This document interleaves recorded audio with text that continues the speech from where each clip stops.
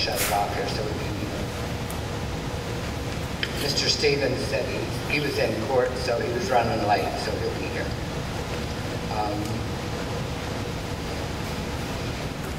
Thanks, Patrick. So that always helps. Okay.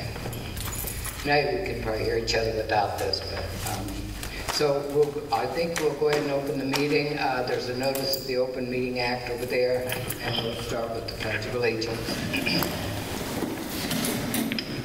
I pledge allegiance to the flag of the United States of America and to the republic for which it stands, one nation, under God, indivisible, with liberty and justice for all.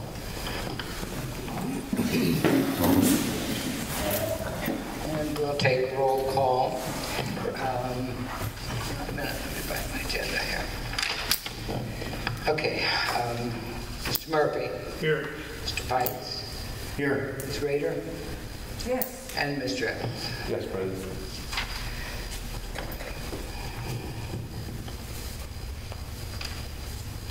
Okay, the first thing on the agenda is the approval of the minutes of the last regular meeting, and those are in your packet, dated Monday, July 7th. So if there's any corrections, revisions, if not, if they can stand as written, I would entertain a motion to approve.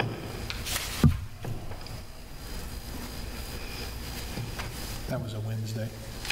That was a Wednesday. The 7th was a Wednesday, not Monday. It was?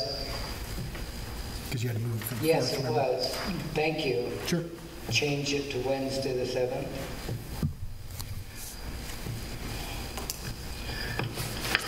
I'll make a motion to approve.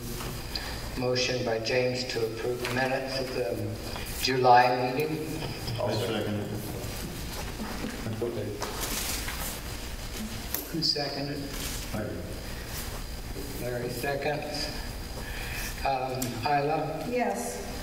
Bob? Yes. James? Yes. And Larry. Yes. Okay, the claims are in your packet.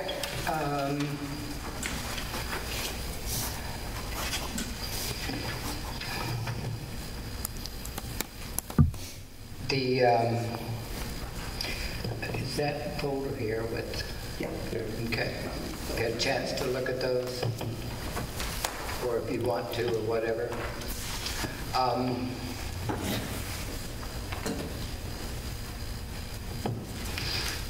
I believe this is the month, isn't it? The West Lumber one contains some charges, Mr. Pites, that you did at the pool, and you'll have to sign those. No, it's all straightened out. They're done? Okay. Yeah, this is the amount. Okay.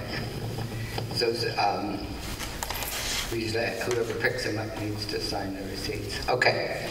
So does that take care of all of them? Yeah, I guess Larry had picked up a couple things, but they weren't signed, but the figure is right. Yes, the figure is right, but the individual, the picking up and the taking back, those receipts need signed. Okay, so if you can stop in and sign them. Or if they're in that folder, are they in? It should be. So you can do that before the night's over. Okay.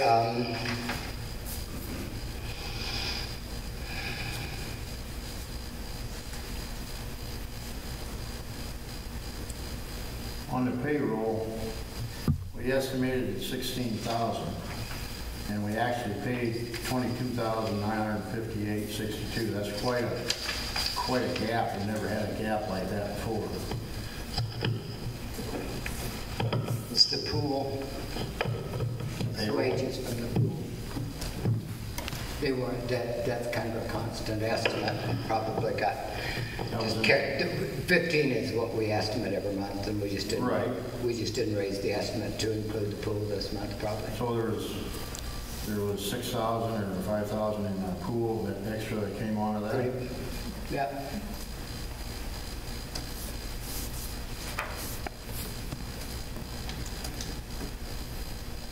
And while we're on that, we had taken a vote that there would be no overtime on that.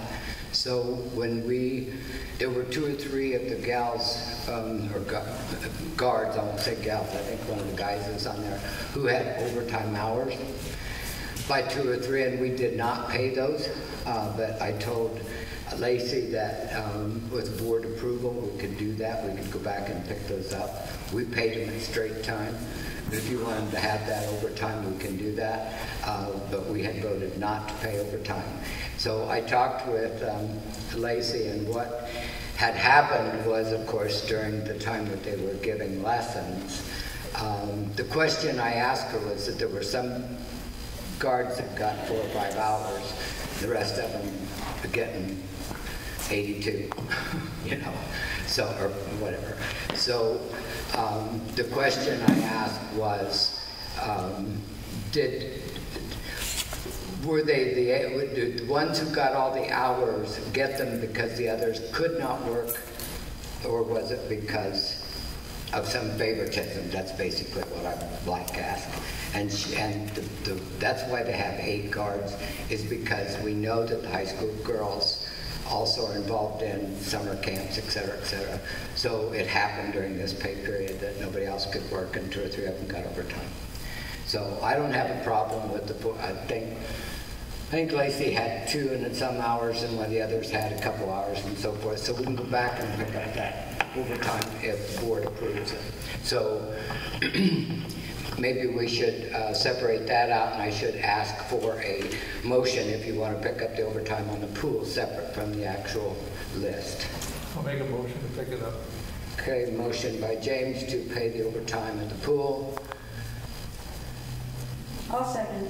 Second by Isla. Bob? Yes. James? Yes. Larry? Yes. And Isla. Yes. Okay, then we can look at approving the list of claims. We got a bill here for Caton's. Is that all it's going to cost to fix that tractor? Is the tractor still over there yet? Tractor's still there. They got, I believe, Do they estimate how much it's I going to? believe the parts on back orders what they're doing. Did they give us an estimate of what it's going to cost to put that in? I believe so. Is that in the packet? I thought it was 1,200, but we said at one point in time.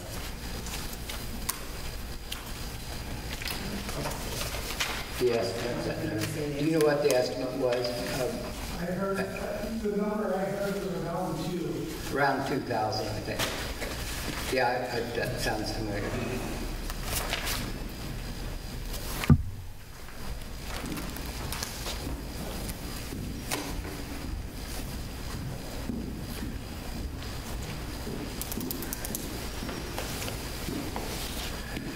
So, we have to move forward here. I'll make a motion to approve claims. Motion by James to approve claims. I'll second. Second by Larry. Did you say? James, Yes. Larry, Yes. Isla, Yes. and Bob. Yes. Okay. There. I don't have my teacher play for We're also looking for tires for, that we've got some estimates in there, but we don't have anything solid for the payloader, but they're needing tires bad, so that's coming.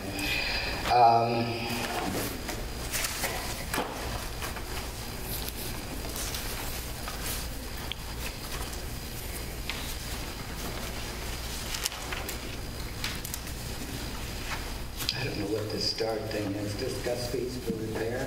What's that? What's this? Discuss fees for repair. Of city property.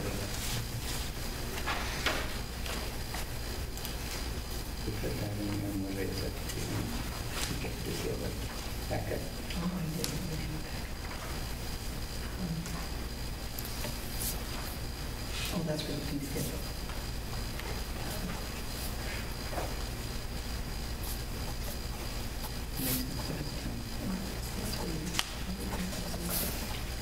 When individuals are repairing the property.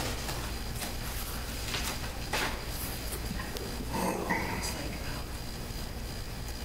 street on that one guy. And he fixed depends on the fee schedule. Gotcha. Yeah. Yes. So let me get this straight.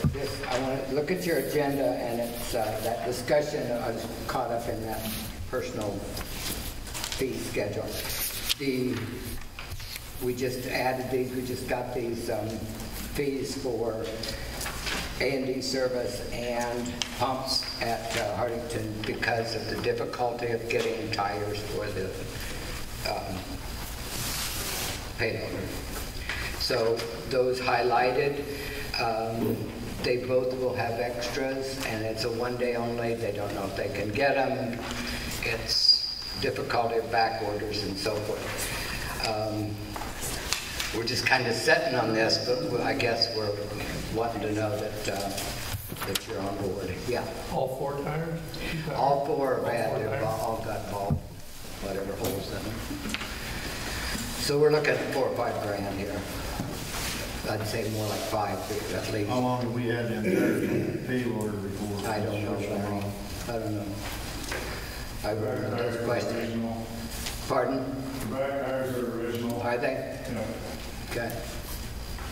What year is that payloader? What's that? What year is it?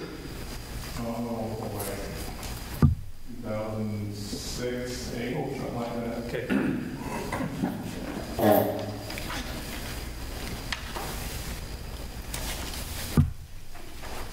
Okay. So, no problems with that, guys? Board, council, if we pursue that? We got the tires. We just got to keep looking for them. And I'm going to guess that we're going to have better luck getting them at Hardington from what Pink told us. He said he did, you know. Okay, so then look at the fee schedule there for 21, and we need to run through this right fast. We're not suggesting a change of much. The deposit for the auditorium remains the same. And the rent, I would add on the rental on the half day, we would designate, that's one of the things that the auditors keep telling us to make everything clear. The half day is 4 hours or less, I believe is the way that if you want to change that, we can, but it's worth $50 if they come in for 4 hours, and after that it's $100. We only have 2 of those, the pickleballers and the exercise group, that come in and use the auditorium occasionally, and we charge them $25 a year. They do some of the cleaning for us actually here and there, so pretty cool. The camp at the park, suggesting we'll go to $10 for the first night, second night free, and a week max. The shower fee is 25 cents. It's coin operated inside the bathrooms over there. The shelter rental is $25, non-refundable. Tables $1.25 and $1, and the chairs $4 for $1. And we're getting a lot of requests for personal use of the picnic tables, so we might want to add those to that same thing. I think when the school uses them, or when like community club for whatever, but when they're checked out to personal parties, we've got the same situation as we've got for tables, and I think that might be a legal issue, might it, Mike? I don't know, that we need to add those to that schedule. So probably should put the picnic tables in what's a good fee for that. We don't want to make them too expensive, but we want to put something on them. Your seating, seats and table, where the others you get a table and chairs. So the table and chairs, for 6 chairs would be a couple bucks, and a couple bucks for the table. You want to make the picnic tables $4 or $5? Do we have to define a time frame? Like, can we have the picnic table for a week or a day? No, most of these checkouts are just for an occasion, like a wedding or like a whatever, and then they bring them back. Cheryl, we got 16 picnic tables at the city yard. That was supposed to be for the barbecue committee back in the day. Yeah. They're all stashed back there. They need some work on them. Are we going to do anything with them, or are we going to? Well, I think that that's been offered to community club and different ones if they wanted them, because the city doesn't own them. Well, The city doesn't own those? That's my understanding. Boomer, can you verify that? That was barbecue stuff? I talked to Ryan Lecker. He said if we could use them for the city, move them around, have more picnic tables in the parks and stuff, he said we can go for it. We'd have to fix some of them up. I looked at a few of them. Some of the boards are pretty well warped. We need to probably, I talked to Kelly Hodson. It could be somebody could put their, benefit a picnic table, fix it up, put their name on it so they sponsored it, something like that. But I talked to Kelly Hodson, and there's some that are in real bad shape, and then some of them ain't so bad. Right. What we suggested before was that the people who want to use our picnic tables fix those up and they can have them. And then they're not hauling ours around. Those 16 back over there, they could use them instead of our. Yes, instead of the city. Them the ones that we probably need to rent out and fix up, so. Which, no, we don't own them, Larry. We don't own those that are back over there, those 16 that are torn up. We don't want to get involved in fixing those, I think, and then rent them. That's the way I We're understand not, it. Cheryl, I never said we are going to fix them up. Okay. I That's said, what I heard, I'm sorry. I said that people, if the baseball wants more down there, they can fix them up and take. They can have them. Yeah, that's exactly right. They're gonna fix them up. We're not. That's what I'm saying. We don't want any part of fixing those tables up. They're just going. We're just away. talking about the ones that are in the park that the city owns. We need to put a fee on them. I'll make a motion, put $4 on. Okay, anybody not like that amount? Okay, there's a motion on the floor for a $4 fee on the picnic tables that the city owns that are in the park for the use for events. And they need to be returned and so forth. We need to know who's got them. They need to check out through the office, just like the tables and so forth. I'll second that motion. Seconded by Isla. We'll start with Larry. I have a question. Yes. Sorry. So when we're talking events, I know for the fun run, or not the fun run, but the damn race they had, would we charge that to them? That would, I would say yes, because that's a private. Okay. I don't know who was in charge of that, so. To my knowledge, they didn't check them out at all. No, I'm sure they did. They came and got I'm sure they didn't.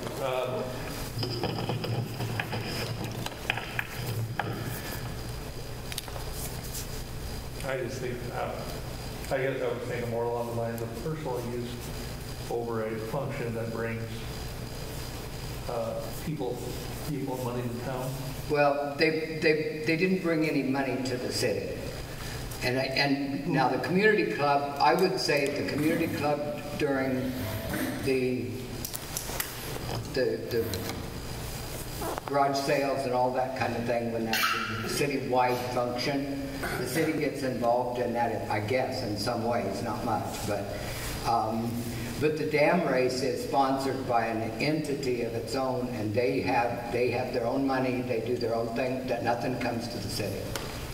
But, so that's hard to say no money came to town. There's 300 people here. Doug fed 300 people. Everything that he makes is his profits, back to his, and then that comes back in taxes. But we could say that of every event then that's private. What's that? We could say that of every private event then. Yeah, you're right. Not on every private. Somebody had a birthday party. I don't know, Mr. Stevens, is that private? They make the money, we don't get a thing. Well, I guess the only thing I'd say, we're talking about $4. He paid for, yeah, he paid for him for his auction and stuff. He came and got the tables. He'd do the same thing. Well, but here I am putting, you asked the question, otherwise I was sitting here very quietly. Yep. That's what I mean. But I think personally, I think if you have events come in and they'll use your stuff, they can use your stuff, but I wouldn't charge them $4. No, you wouldn't charge any events. I wouldn't charge. I wouldn't either. Okay, so they want to they want to get them for a wedding. Don't charge them? Well, I don't see, I mean, I see weddings a little bit different than economic development type of things. Okay. Where I would say, people are coming in where, you're having events that are, people say, well, where are they having it at? They're having it at Crofton. To me, that's a deal where I think that's a community type of a thing, whereas a wedding or a graduation. So would you, would that agree with what you want to make the delineation? If it's a function that is bringing people, and I know what you're saying, there's a difference between a wedding and a race or a appreciation dinner, something like that. I guess my thought process, if it's a function as a fundraiser, we don't charge, no different than the car show. Okay. The damn race. Things like that, but if you're having a birthday party in your backyard, you want to choose those. Okay. I can see. Graduations, weddings, private parties. Yeah, I'm just. And then leave it at $4. Then leave it at $4. Okay, we'll make that distinction on it for private parties. That's just so we get, the auditor's total should make it clear. Yep. Okay. Yep, I agree. So we got $4 for those picnic tables for private events. Okay. Cemetery plot, no changes that we need. I think the copies. Can we just do the whole thing? Can we just make the motion to approve the whole thing? Okay. So black and white copies are 15, legal size 20, color 25, electronic 25. We send a lot of electronic, so that kind of covers. But we have to make paper. We have to make paper copies to do that. Then the research, $16 an hour. Those were kind of set by the Secretary of State some time ago when we had some things going on. The utility fees, water deposits, $100. They put the resolution fee, late fee $5. The reconnect fee was dropped a long time ago, so unless we want to redo that whole thing, we can leave that as is. License fees, the ATVs, the UTVs, golf carts that we talked about leaving those all at $25. They have to have insurance and flags proof that they've got them. Of course, in order to ride them, they're going to have a driver's license. And tobacco fees are $10. So we've been through this several times in the office and tried to check things out. The state liquor license are set by the state. So the Class C is $300, the Class D is $200, and that occupation tax is something that the city charges, and that's been kind of been doing that erroneously. We've been giving all of that to the school, and the school gets the state taxes, but the city can choose to do other things with that occupation tax. That's why we're allowed to charge it. So at some point we'll have discussions about how to deal with that. We're separating it out in the books. Our ordinance says it matches the state fee. It used to be a half, and now it's gone to matching. The vendor fee is $10 for people that want to come in and sell door to door, and there are limited hours on our statute. Dog tags are $1. Return check fees, we decide just whatever the bank charges us, because different banks charge different fees. If we have a mowing violation where we have to send our guys in to mow, that's $100 an hour, not $100 a flat fee.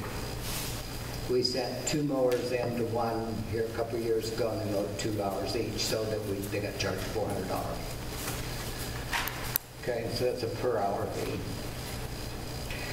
The building permits, that's the planning and zoning, pretty well set those up. You got the conditional use, 40, non-compliance, 100. These have not changed. The one thing I do want to point out is like on the administrative plat, we don't know what those filing fees are at the courthouse, so we need to put a designation that whatever is, if we have to record them, whatever is charged to us is added to this fee. So the And that comes in on the lot combination fee as well, because there's a survey cost and filing fees there that need to be added. And the people that do that, no, they don't have a problem with that. So we just need to make sure that that's clear. On the pool, the family pass remains at 100, single pass 50, daily pass 5. The kiddie pool is $1 for ages 0 to 3. The swimming lessons were $20 for members, $25 for non-members, and the rental of the pool that came up this year just they charged $50 for the group and then $2 per person. Recently, they had 3 days where a group came in there, and I don't know how that came about, but they got charged $250 for the people that came. They said it wasn't a party, but we've got to make sure that those stay solid. So if you want to approve that fee schedule, this helps with, keep in mind now that as we move forward in these next months, the budget is due the 20th of September, so we've got August and September to get all of these fees in order and set. So now, if there's no questions on that, we might want to approve these or not. So if somebody would like to make a motion to that extent. I'll make a motion to approve the 2021 fee schedule.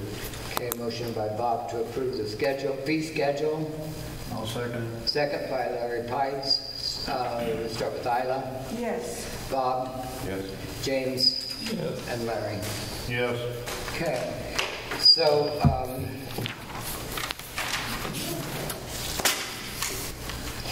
oh, there's one more, because that's what's on your agenda.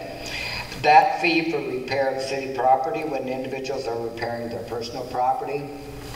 There's nothing on the fee schedule because I looked up and I don't know why, we just, one way or another, but I was researching the ordinance on that. And going back to what has been done in the past. So what happens is from the curb stop on water or from the center of the road wherever the individual's responsibility starts on their water and sewer, if they have to dig that up or replace it, that becomes the homeowner's responsibility. So if the city goes in and helps them with that process, digs it out or fills it in or puts a connection or whatever, then we charge that back to them. So that's not a fee we can put flat on this because it's whatever it costs. Is that the way you understood that also? Yeah, or in the process, if they have to, like on First Street, they had to tear up part of that street. And then so guys just kind of charge them what it would cost to tear that street. Yes, many times it means we tear up our own street, so not only do they have to pay the cost of their pipe and what goes in, but to fix the street again, and that becomes the homeowner's cost. So do we have an established hourly rate for that, or what do we? No, we just, whatever it costs us. Those materials as well? Well, if our guys spend an hour there, we can charge their wages. Okay. It's the exact cost that it costs us. So I'm asking you if it's a shut-off and it's on the street side. If it's ours, we pay for it. Okay, that 5-foot area that you're talking about, that's what you're talking about, right? I don't know exactly dimensions. Well, If it's whatever where that we're dimension is from supposed the curb to the sidewalk. whatever we're supposed to pay for, we pay for it. If it's theirs, they pay for it. And if they destroy anything in the city's getting there, they have to pay for that. That's what this is about. The decision about who pays for what's already in the statutes. Okay? So that won't change this any, so that. Has there been an incident that we had to be looking at this, that this brought up this? Yeah, down there at Dustin Anderson's, when he put that in, we filled in the street there. And he paid for the material and the time there.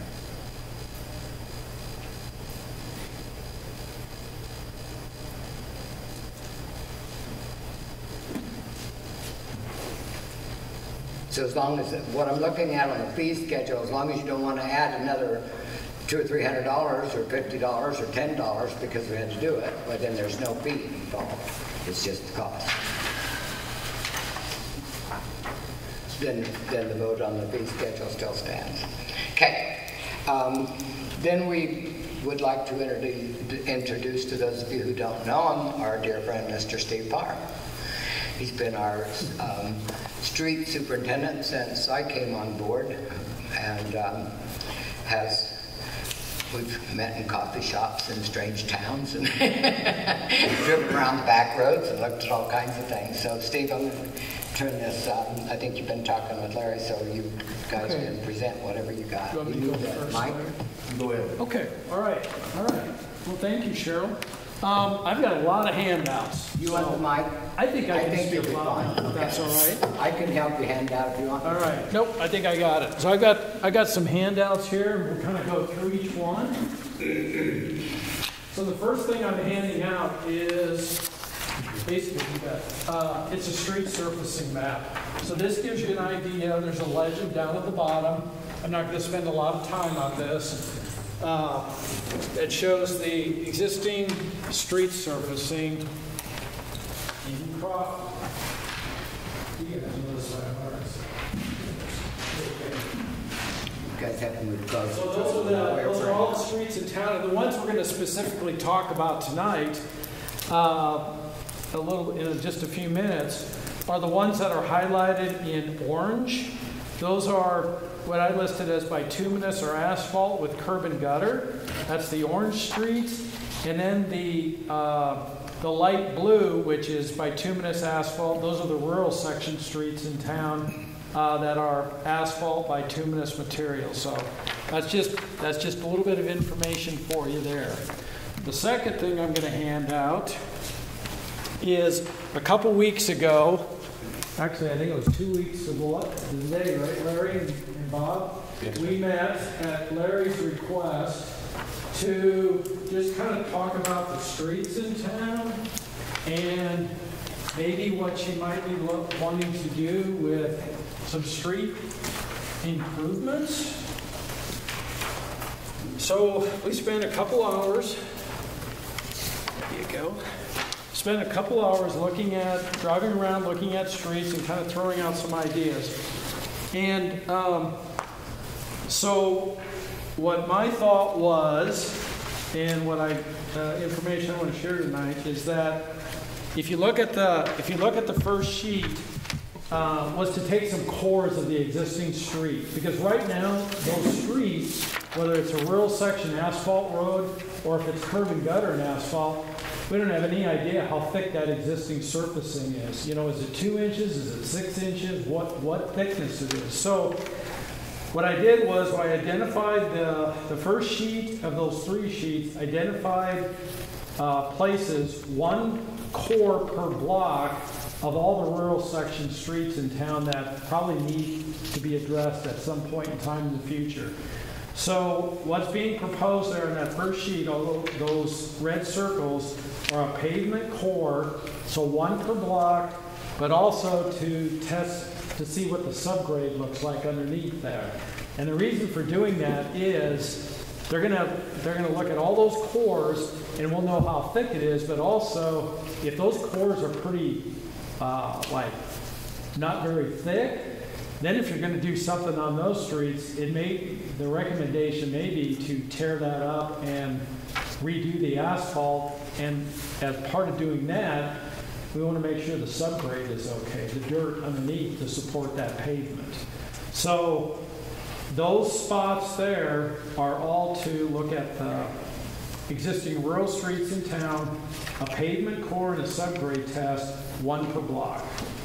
The second sheet, those dots are all representing the streets in town that have curb and gutter with asphalt.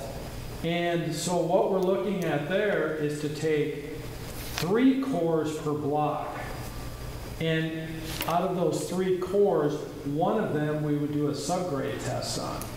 And the reason for doing that is We want to take a core basically about in the middle of the street, but we should also take a core about 1 foot in from the edge of the curb and gutter, so we know how thick the existing pavement is there as well. So once again, an evaluation, even though we're only doing 3 per block or 1 location per block, 3 spots, but it'll tell us how thick that existing asphalt or bituminous surfacing is. If, for example, the existing asphalt is like 6 inches thick and it's in pretty decent shape other than maybe the surface, well, maybe we could get by with just doing a mill and overlay. So milling off 2 inches or 2.5 inches, whatever, and putting 1 lift over the top. Or it may say, that asphalt is not good to try to do a mill and overlay. You're looking at doing full depth, like 6 inches or whatever it is. But once again, it's going to look at all those blocks and give you an idea of what's there for existing asphalt and how thick it is. Because right now, even though you may look at those streets and say, well, this is okay, but if you go in and take some of that out, what's underneath there may fail because of the heavy equipment that has to go on there to put asphalt over the top of it. Okay? And then the last sheet, that is just in the 3 blocks of the downtown area where there's a asphalt overlay, we believe, over concrete. And that's just to see what's there. How thick is that asphalt? And what thickness of pavement there is there now, concrete, to look at potentially a future mill and overlay in the downtown area, because all this asphalt that's in town right now, just looking at it, appears to be really old. And so the surface has deteriorated, and it's going to keep deteriorating over time, and at some point the streets are going to start failing, and I think maybe you've got some of that going on where you're doing patching and those types of things. Okay? Question, why is Colorado and Wyoming Street not cored?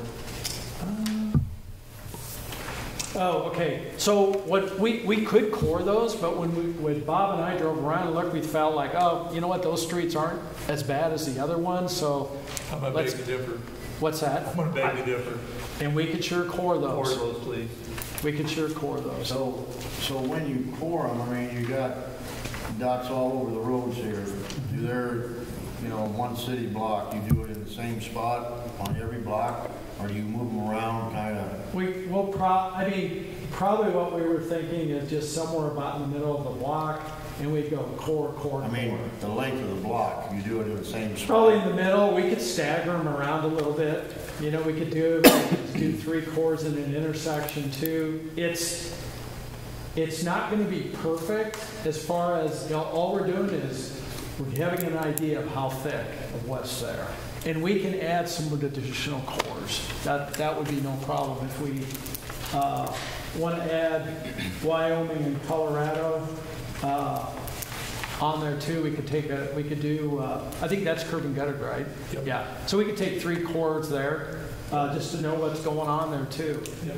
I mean, the cost for mobbing to getting out here, there's that cost, and then it's just a matter of cores, however many you want. So, okay. Then So, to be filled back in, right? What's that? Yes, I'll fill them back in. So, I sent this information off to a testing lab, certified testing service in Sioux City, and they gave us a proposal. We've worked with them before.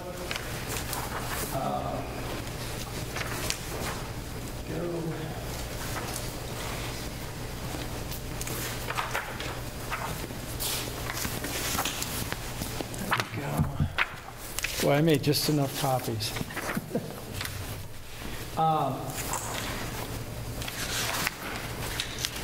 So went over it with them. They thought that was reasonable as far as the number of cores. So if you open up the second page right at the top, the scope of the work, so they talk about the 1 core per block, and then the subgrade test will be like 1.5 foot below the bottom of the pavement. So there's like 29 cores on the asphalt, just the asphalt streets. The asphalt and the curb and gutter, there's 105 cores. And then the third group, that was just in the downtown area. So if you turn to the third page, the cost, so to do the, about right in the middle, to do the cores on the rural section road is $5,335. To do the cores on the, where there's curb and gutter and asphalt, that's 3 cores per block. That's $10,695. And then the 3 cores in the downtown area, and they were looking at these being like, I wanted them to do like each one of them separately. They said $1,105 for those 3 cores. But if the 3 cores in the downtown area were added to doing one or both of the other cores, it'd be $310, which is reasonable for that. They were thinking like, well, if you just do the 3 cores in the downtown, that would be a special trip just for that. So if you added all that up and used the $310, you would be looking at $16,340. If we wanted to add cores on Colorado and Wyoming, it's probably getting close to 17,000, I'm guessing. I don't have the exact numbers, but if you wanted to add a core on each one of those streets, I guess the question is, did we want to do Luella Street as well? That's brand Them new. were brand new. Okay, I don't and think then, we need to mess with those. okay, so it'd just be those 2, adding 2 I more mean, we don't, cores. them are Is the that newest include streets that back we got. in? Pardon me? Does that include filling them back in? Yes, yep. Yeah, in their scope, they say they'll core those out and then they'll fill the holes back up. Yep. And so So who furnishes that material? they do. Okay. Yep. They'll furnish everything. And so what'll end up happening is they'll pull all those cores, and then there'll be like a schedule of every one of those cores in the location, as far as the thickness, how thick it is, and then also what the subgrade is like. If the subgrade, the dirt underneath is good, and then based on those core thicknesses, they'll make a recommendation. If it's the rural section road, okay, what can we do? Can we do a mill and overlay? Do we need to take out 4 inches and put 4 inches back? What's the recommendation? And the same thing on the curb and gutter section where there's asphalt too. What's the recommendation there? And like I said, what we want to be careful of is, I'll give you an example. So let's say there's only 4 inches of asphalt there, and then subgrade.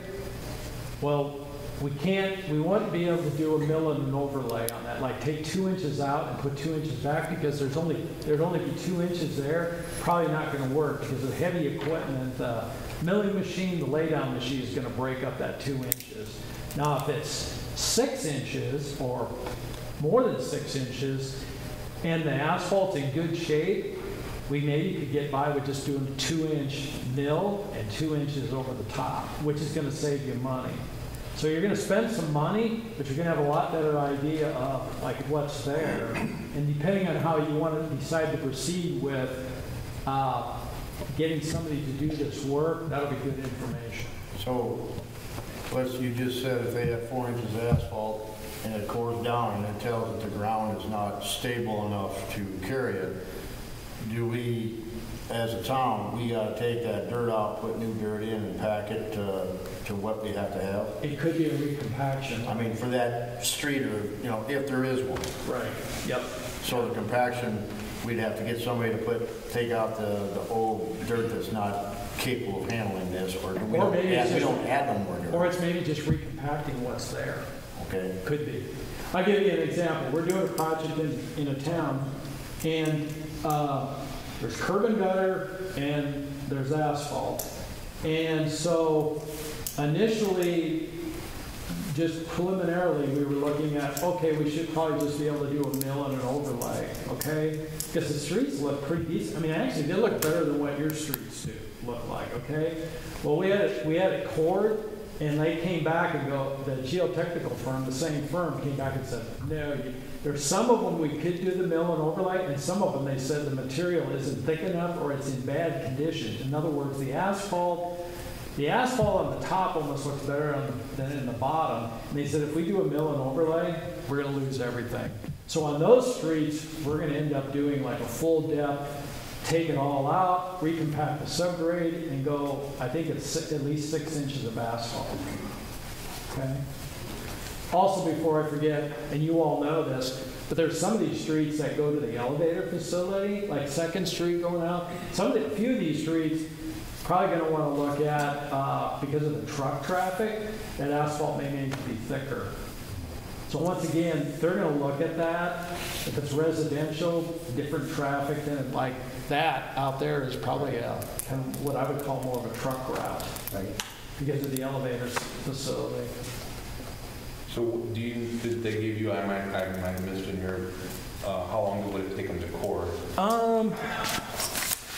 it a week process? Or? I think, let me look to see what they said. It's a good question.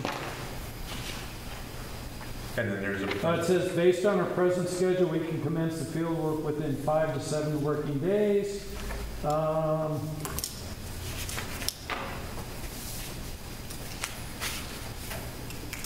They think probably 5 to 7 days to do all the cores. So we're probably looking at, if you give authorization, maybe by your next month's meeting, we'll have a report of all the core data. Steve, if we do the cores in all of these places that you've laid out, obviously can't fix all the streets in 1 year. Right. How long does that information stay pertinent then? I would say it would be pertinent for quite a while. Okay. I think and the reason for like looking at all of it is because that may help you prioritize. Prioritize. Yep. You know, like, for example, once again, just using this as an example, it's like, well, here's streets that we could do a mill and overlay. You're going to get more bang for your buck to do something like that than, for example, a full depth replacement. Right, right. The cost is just going to be higher. With the mill. Right. So it's like, if you're going to core it, let's find out what it looks like everywhere, and then that'll maybe help you decide make the choice of which streets are the priority, you know, to potentially look at. So it's not actually advisable to, I know we got holes, I know we got potholes, things are falling apart. It's probably not advisable to go ahead and put any more overlay on if we're deciding to do this to our town in stages. I wouldn't. Now, if there's a place that's like chuck holed out, you know, I'd probably try to fix those spots, but I really didn't see that when we drove around. We wouldn't be doing a whole block I wouldn't do anything. Throwing money away. Yeah, I wouldn't do anything until you get these pavement cores to decide. I mean, I wouldn't even do like a chip seal or an armor coat. Let's see what this stuff looks like first, and then you can decide what you want to do. And then, based on what this looks like, well then, however you want to do that, and whether you want to try to put some cost to this and see, you know, do you want to try to do, as an example, all of this at one time, and what does that look like for, you know, borrowing money, or do you want to like try to just do so many blocks per year? That's going to be up to you. Obviously, if you do so many blocks a year with just funds that you have or that you can allocate, it's going to take you a long time because there's like over 60 blocks, you know, to do. But that'll be a decision, you know, you'll have to think through. The other thing that goes along with this, and we didn't really talk about this, Bob and Larry, is that depending on how many blocks you want to take on, you probably should review with your city attorney to find out legally what can you do as far as to make sure you go through the proper process for getting bids, okay? So whether you can do that somewhat informally, go through a formal bidding process, that's going to be up to you. Is it beyond what do plans and specifications need to be put together? that's something you'll need to talk about. Is it beyond what we can do ourselves, do you think? What's that? Beyond what we can do ourselves, is that what you're thinking? Well, I don't think any of this stuff is, well, I don't know. To me, it seems like this is such a massive project, or potentially, that I think you're gonna be better off hiring a contractor to do it. And we can't get a bid, nobody's gonna give us a real good estimate unless we have cores. Oh, yeah, absolutely, because they don't know what they're getting themselves into. Right. I mean, We the have thing these is, if you cores. don't have these cores, and I'll give you an example. I'm sorry, I interrupted you, Larry. Having these cores, you know, you said we got a core 30-some or whatever it is, or 40, whatever it is. It would be pretty easy to get estimates, correct estimates, by knowing what on each block, so these guys could give us an accurate number of what they're gonna do, correct? I would think that would help them out. We wouldn't be second guessing this street or this street. Every street would have Right. a distinction, what they have to go, and the bidding would be a lot smoother and a lot easier, probably. Right, because they would know. But the thing you have to realize is that we're only taking basically a core per block. So the challenge will be is, let's say we take a core in this block, one block, and it's like the asphalt's 6 inches, okay? It's like, oh, it's in pretty good shape. And then we go to the next block, and maybe it's only 4 inches, and it's not in good shape, okay? So now you got a good core, and you got not a good core. So where does that change?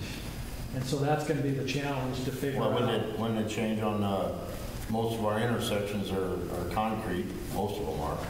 That would be the Right. turning point, right? Right. You would think that whole block would be that way. But I'm just saying, when you get some variation, it's like, well, where's one stop, where's one? Well, you gotta look at the worst scenario that you I got would say and so. expect the best scenario to get. Right. Yep. Question, the monies that we receive from the state, is that guaranteed? What you receive, okay, so you receive highway allocation money from the state, and I think this last year, you received about $88,000 plus or minus. That's your highway allocation money. And I would say that's pretty much guaranteed, because that money is coming from gas tax. Okay, so that's my question. Say we want to do 3/4 of these streets and we want to borrow the money. Mhm. We need to know, okay, this is what the project's going to cost. This is how much we get from the state. But that money is, let's just say we borrow 10 for 10 years. Can you tell me that money would be in that ballpark for 10 years? I would say that it's very likely that you will be getting that money because you have in the past. Okay. Because then you also have to match that with 25 cents on the Right. dollar. Right. So that's the other thing that you'd want to look at is if you can get if you can put some numbers to this, is, okay, how much money can we borrow Right. as a city Right. if you want to do a bunch of it at once? Right. And what does that debt service schedule look Right. like? To see, is there enough money from your highway allocation and the match to maybe pay off that debt service? Right. But then you also have to realize is that, what are you using that highway allocation money and that match now? Right. If you're using it just for like snow removal and salaries, then you got to make that up somewhere. So Street light, it's, yeah, just how are you going to pay off that debt service? Right. Right. Now, the good thing is, right now, which I think you all know, is you can borrow money at a pretty low cost. You know, it's probably, don't quote me on any of this, but I think you could probably borrow money somewhere between 2 and 2.5% would be a pretty good number to Work with? give you an idea. So whether you could borrow that locally from your local bank and work out some, or whether you have to work with a fiscal agent to bond it, either way, you've got some options. Grants? Any grants out there? The only way you're going to get a grant is if you meet the low to moderate, or if you meet the income level, and I don't think you do. Yeah. But I did talk to Knife River, and I did talk to Topco, got two individuals. And I gave them a scenario of doing one street on block long. And I said, take out 4 inches and put 4 inches in. Right. So each one of them just gave me a rough estimate because they don't know I told him we want a core, and he said, we can't give you an accurate thing until we see the cores, but for 4 inches out, 4 inches in, $30,000, so on 4 streets on the block, it's gonna be $120,000. Right. That's just 4 inches, but this has changed now if we're doing the coring. Right. But, And so that- but at least you that get, had no base or anything in there. That was just asphalt out and asphalt in. So it had nothing Well, else. he said some streets might have to just put the asphalt in, they're gonna take it out and put it in. it gives you a ballpark number. So if you look at that and say you've got 60-some blocks. So 1.9 million. Yeah, you're probably looking at least For all the streets. maybe all a the $2 million project, maybe. But you gotta realize, you got some different widths here in town. I mean, in your residential, a lot of your residential is 31 feet between the edge of the curb and gutter and edge of curb and gutter. But then over by the school, I think that's like 38. So you got some different widths, but at least it gives you a ballpark. And I would say that, just to throw this out there, you know, they said Sharon Street and Luella Street, those are new, but there were issues on the streets. They took it out and tried to recompact it, and some of them came down, they said were 2 inches, and that, some of that's already broken out on one end. So you might want to do coring out there, they gotta do it too, but whatever. Well, But you're looking at, no matter what the interest rate is, I just gotta say this, no matter what the interest rate is, you still gotta make the payment. yeah, you gotta pay And off we're your looking debt at service. swimming pools, we're looking at a sewer, and we're looking at the, you know, the town's looking at a school. So that's one of the many projects here, so. Right. And no matter, whatever you decide, however you decide to get some bids, that's gonna tell you, whatever, that's gonna basically tell you, okay, here's what the cost is gonna be. And then you're gonna have to run out the debt service for that. But I will tell you that whether you have plans and specifications done, or you just get some bids, it's not gonna end up being that bid. I guarantee it. Yeah. You're gonna have some potential overruns in areas. It just happens. You know, just so you're aware of that. But like I said, recommendation, let's get the cores first. That's And why I'm these cores asking how and long see- those last. Yeah, they're gonna last quite a few years. But you gotta realize though too, is this existing asphalt, bituminous surface and whatever it is, it's deteriorating. Sure does. Because it's been there a long time, and the sun, the de-icers, whatever, degrades that asphalt. What happens is, the asphalt starts to get brittle, and it just starts to crumble away. How long does new asphalt last? Say just in a town, not on a highway. I'd say in a residential scenario, you should get 20-plus years out of it. Okay. Now, what you want to do is, say after the one thing you want to do no matter what is you want to always seal the cracks, okay? Yep. So, Yep. just so you know, so let's say, for example, there's a mill and overlay. Let's say you could do some milling and overlay. You put 2 inches out and put it back. So, whatever you have underneath there, when you mill off, or cracks or joints, whatever it is, at some point in time, those are going to reflect through. And that can happen within a couple months of the overlay, or it could be years down the road. The key is, once those happen, get those sealed up, because moisture is the enemy. That's what causes your chuck holes and that kind of stuff. So, side note, we looked at the concrete pavement out here. You got a situation going on there too, where you got a random crack, you got some differential settling going on. You really need to get that addressed. And even any random crack, you need to get that sealed up, because once moisture gets in there and starts to saturate the subgrade, the pavement's going to fail. And that's what happens. You have to dig the whole thing That's just a side note on that. You have to dig the whole thing out and fix it right, or Well, seal it? How do you, what's your, I talked to Doyle Stevens. Him and I went out and looked at it, and I think you got one in your package here. what is your opinion? So you can go out there, we marked it with some orange paint from corner to corner, what can be replaced. The center line, that crack in the middle, cut that out and cut out a 8 foot or whatever he's got figured here. Cut that out, take that dirt out of there, where that dirt, that crack down the middle of the road is where they put the sewer line. And of course, they did it, they packed it, and poured concrete. So what he's gonna do is take that out, put crushed concrete in there and repack it, compaction test. And he's gonna put rebar across that trench to hold them together so they don't crack like that again. He is going to cut a line from the highway all the way up to here because they're too big slabs. They should have been cut in half.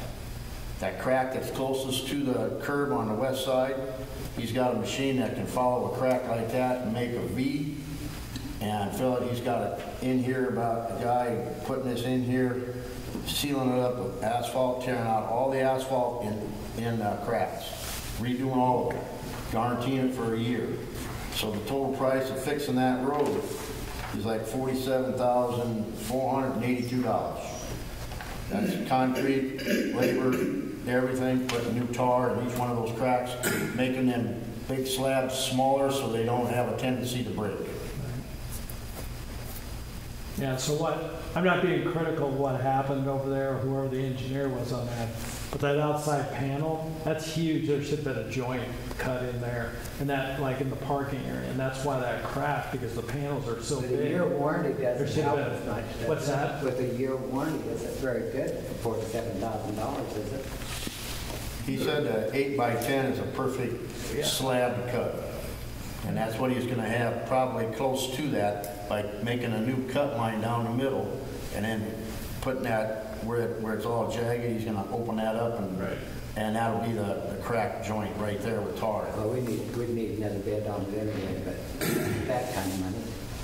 Yeah. 47,000 is a lot of money for I would for a defer year. to your city attorney as to making sure that. Just not the 47, it's just that tar that he's putting in there is for a year. The tar and the joints. And I think that comes to cleaning residue all joints. And I don't know if it. But if that's only one, so explain to me then, Larry, if that's only warranted for a year and it breaks up, then don't we have the same problem? It's underground? The reason that made crack is because they put the sewer line in there. They didn't Right, pack it. but you're The saying. next line here is he's telling that there's like this and we gotta make a crack, they didn't put no joint there. That would have cracked right in that joint instead of someplace else. An 8x10 cut is actually where the concrete's gonna break, not in the middle of that 8x10. Am I correct? But whatever you're putting in there that is warranted for 1 year, if that's integral to the job and it breaks up in a year, then the whole thing is compromised. But that's typical warranties on That's what I'm construction is a asking. year, right? So that's why whatever they do, you want to make sure it's done correctly. So basically it cracked, making its own ability to expand and contract and move. It made its own crack and did it itself instead of the one. But the key is to get that sealed to keep the moisture out, and probably nothing's going to happen. But No way to seal it without tearing it up? Well, on the where you got the center line, and then to the as you're looking south to the west, that pavement has failed. I mean, some of that pavement has failed, and that's where that trench is at. That needs to be removed and replaced, and that trench recompacted because it's settled. There's no way to fix that. I mean, sealing the crack isn't going to do any good because you got this going on. Yeah, there's a differential vertically, but that outside panel, that seems like that's tight yet. It's just a random crack that needs to be sealed. And that's the only way to do it. But that center, if you don't do something, that center is going to get worse, and then more of the pavement's going to fail because moisture is going to. Moisture's already getting in. Now, $40,000+, I think. Once again, I'll defer to your city attorney. I think if it exceeds $30,000, I think you have to get multiple bids, if I'm not mistaken. But I'll defer to you, sir, to give guidance. And you had no problem with it? You can't get it till next year? You said have somebody else bid it and see what they come at, as long as they're doing exactly. You want to make sure they're doing apples to apples. Yeah, exactly. Yep. So anyway, I kind of went off on a side subject there. So anyway, that's what our recommendation is. If you want to be looking at these streets, doing something with these asphalt streets in the future, is get this coring done. That's our recommendation. And if you want to add a couple cores on Colorado and Wyoming, do a core each there, that price is going to be just a little bit higher, but not significant. So you're looking at probably And Sharon approximately Street. It's 17,000. going to be under, it should be under 17, I think. And Sharon Street is already broken up a couple times, so why not core it out there? Right? They've tried to fix right out there and down from you guys a little ways. Front of Sprockles, they've tried to fix that twice, yeah. So core it. We can do as many cores as you want, so if they're, While I mean, they're there, they, you know. now, while they're here, if they're, Let's just do them all. Let's just do them all. Let's do Sharon Street. so do Sharon Street, Colorado, and Wyoming, but And- Luella, we don't need to, is that right? That one's brand. Well, you might as well do them, that way we got We'll do it, them. we know. Let's just, while they're here, let's just do it. Nobody was standing over them watching them do it either. Okay, so The only thing new on Colorado, on Wyoming, or excuse me, on Llewellyn and Sharon Street, the center is concrete. The rest of that is old, so it might as well be core. No, east and west. Let's do all the streets up here. you mark them, so do this All, one, this one, this one, Yep. this one, and then this piece over here. Yeah, there's this piece here. Oh, okay, so then here, yep, and then what about Do this? that piece over there. So we'd add five more cores. That would take care of that, all those streets up there, and then we would know what's there. Perfect. Colorado, Wyoming, and Sharon. Well, actually, that would be, because there's curb and gutter there, right? Yep. So we do 15 more cores. So, Okay. At least we'll know then. yeah. You good with that, Bob? Yeah. That's right. So that'll probably increase that just roughly, just a second. Let me grab my,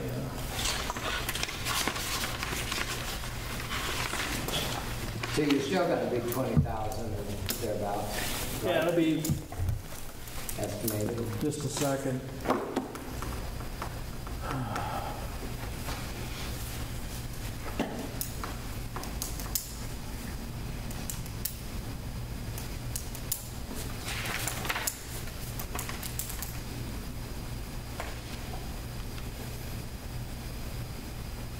$15 more cores, right? It's gonna add about $1,500 to that, so it'll be closer to 16, 3, 4, just a little under 18,000, about, if we had those other cores in there. Perfect. You're gonna need a motion, vote. We'll make a motion to approve the coring. I'll second. Motion by James, second by Larry to contract with Certified testing services, certified testing services out of Sioux City. Sioux City, Iowa, Yes. to do the coring of all streets within the Right. city.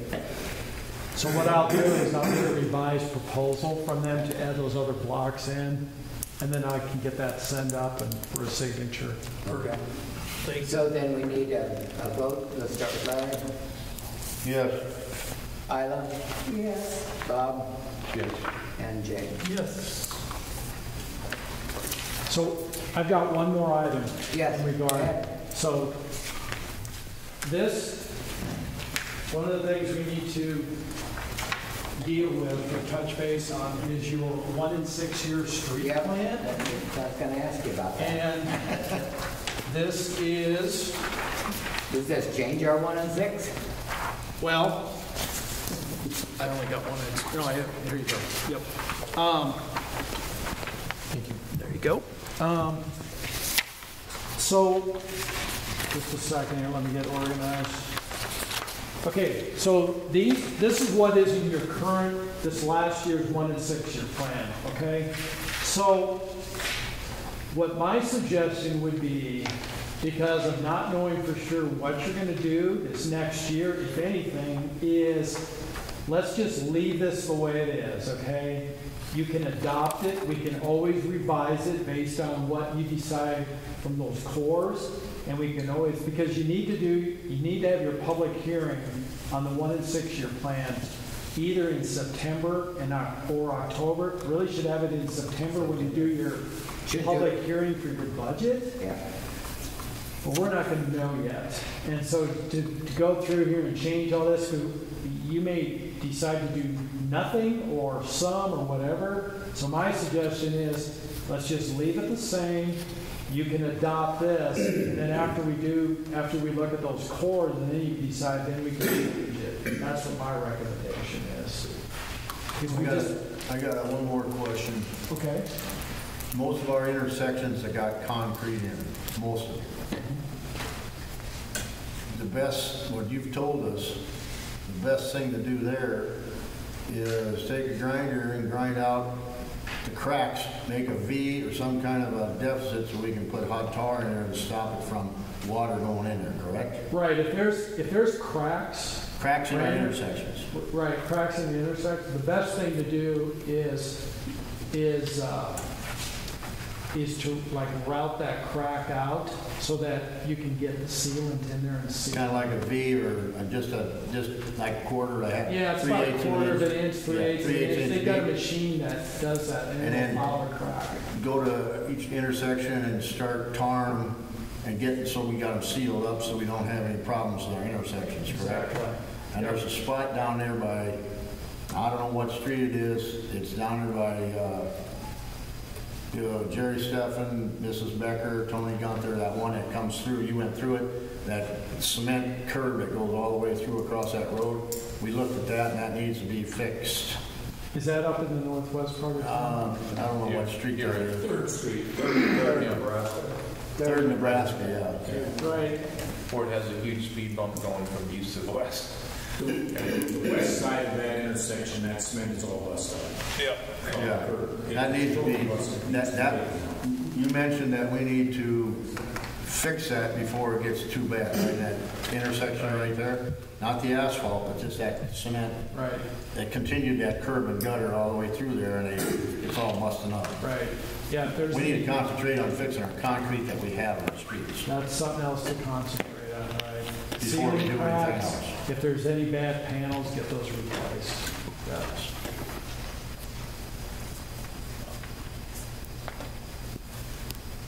So, question is on the 1 and 6, are you okay with us just kind of leaving it as is and then we can amend it later based on what you decide off the coring? That'd be my recommendation. Otherwise, we're just speculating. Yeah, otherwise we're just, it's like a lot of effort and we don't know, you don't know what you're going to do. For 6 years, has it? What's that? No, I mean, this is, yeah. Other than, I will say we did put in project 17, if you look at the sheet, and that was to redo the intersection at 5th and Kansas and 5th and Main, because those are really rough. And those two and the one we were just talking about, 3rd, those are bad ones that we've talked about before. Yeah, that's fine, and then we need that. So we can include it in our public hearing for the budget, and we've got, and that's going to wipe out a lot of our funds to get the boring done. So everybody okay with that? Okay. Okay, so I'll get that revised proposal and get that up to you. I'm assuming you'll sign that, Mayor, and then did we vote to accept it? Yeah, after you vote. If you vote, I got that all down. So that. We need a motion on that. We haven't voted on that. On the 1 and 6. I'll make a motion on the. We don't vote on the 1 and 6. You don't need to vote on the 1 and 6. I just need that to has kind to of have get a public direction. hearing before we can do it. Right, that'll be. We need to vote for the boring, and we did that. Oh, we did that. You did that already. Okay. The coring. Yes. That's done. But the 1 and 6 we cannot vote on until we have a public hearing. Is that correct? Right. You don't need to vote on it. I just need direction. Yeah, and I've got that. I think so. Yeah. Okay. Anything else for me? I probably talked too much. No, very knowledgeable. Very good. Okay. All right. Thanks. Thank you. Thank you. Thank you. You bet. Safe travels back to You bet. Larry, you put Cedar Knox quarterly monies. Does that have anything to do with Steve? Well, first, the state funding on the streets. Last month, you told us that approximately we got 75,000. I didn't know the exact number, neither did you. That's what he was just talking about. That's that state. I'm talking about last month's meeting. Okay. What? You said that I said, where does all that money go? And I know it goes to labor on snow removal, and we were overlaying the streets, so the labor of that and material went to that state funding. You know, we're getting 87,000 this year, plus 22 that we put in is 109,000. And then you said that we have to maintain the lights in the town. Now, I talked to Mr. Thunker. He's on the board, and he does. They check all the lights and all the wiring. We don't have nothing to do. We don't have an expense with the lights on the streets of Crofton. He said that there is no expense. Okay, we'll go check to see. He said, you city don't have a bucket truck. We come in. I know that, Larry. Please let me say something. We pay them monthly bills for the street lights. Sure, a regular electrical bill. Yeah. But you said that we have to change bulbs and stuff. No, like I did that. not. I did not. I said we pay a street light fee. Well. So it doesn't matter, does it? Okay, so the labor on the snow removal and labor on working on the street comes out of this money. That has traditionally come out of the street fund. Thank you, Steve. So then, I talked to the electrical guy, Terry Funker, showed me 2020, we got $93,041.39 in 4 increments. So where's that money going that we get from the power company, that 12% that they give back to the city each quarter? So last year they paid us $93,000.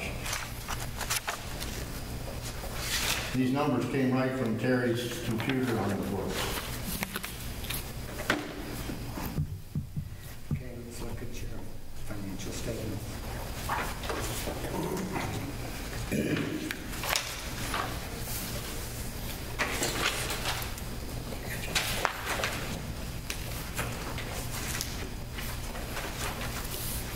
I think we're talking about the same thing, Larry. The quarterly, I think where the confusion set in was that what I said was when the Cedar Knox, what I was told was when they bought out the old public power, they took over the maintenance, as you said, of the light bulbs, et cetera, et cetera, et cetera. In the meantime, they pay us a lease for what is here. That's what you're looking at. Exactly. What I said was that as they replace those poles, those bulbs, and they become their equipment, they're not going to pay us that lease. That's my understanding. So you're looking at you're saying we're going to get this lease forever. Probably not if they put in their own poles. That's what I was told by, I think, Corey or Mike Lammers, one or the other. So we pay them to put on the lights, so this electricity. Our electrical bill. They pay us a lease on the equipment because we owned that equipment when they bought it out. My understanding is they replace that, they no longer will pay the lease. What I think I said last time was, as they replace all of the poles along Highway 12, that could maybe substantially reduce our lease because they will then own those poles and they won't have to pay us a lease. They're paying us the 12% that they're collecting from everybody in Crofton. They charge us, myself, Jim, Bob, Ida, everybody that lives in Crofton, they take a tax that we have to pay. Each quarter, the electrical company pays the city at 12%. That's when we were going to try to make our own electricity when McNally was here. They pay us the 12% of everybody's bill in the city limits of Crofton. That's where this 93,000 comes from. Yeah, I don't remember. I don't. Holy. We don't get charged. Okay, for then nothing. I'll just say I don't know. You know more than I do. I've talked to Terry. That's fine. I don't know. Because that's I was told that if they're paying a percentage, that sounds more like a franchise.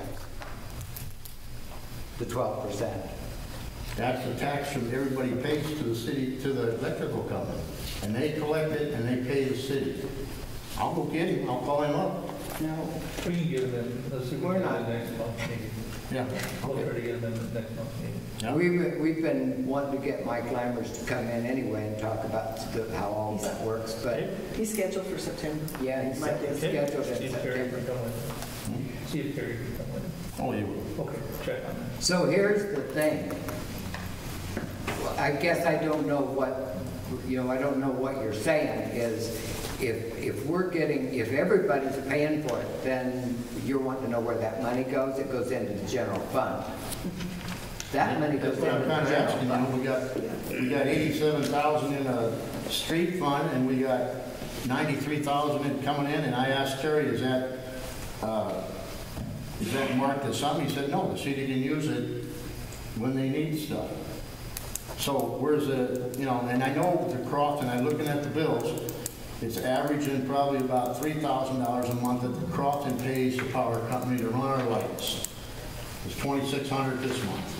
It could be a little more next month. We don't know, but it's about $3,000 average, I think, a month. So that's $36,000.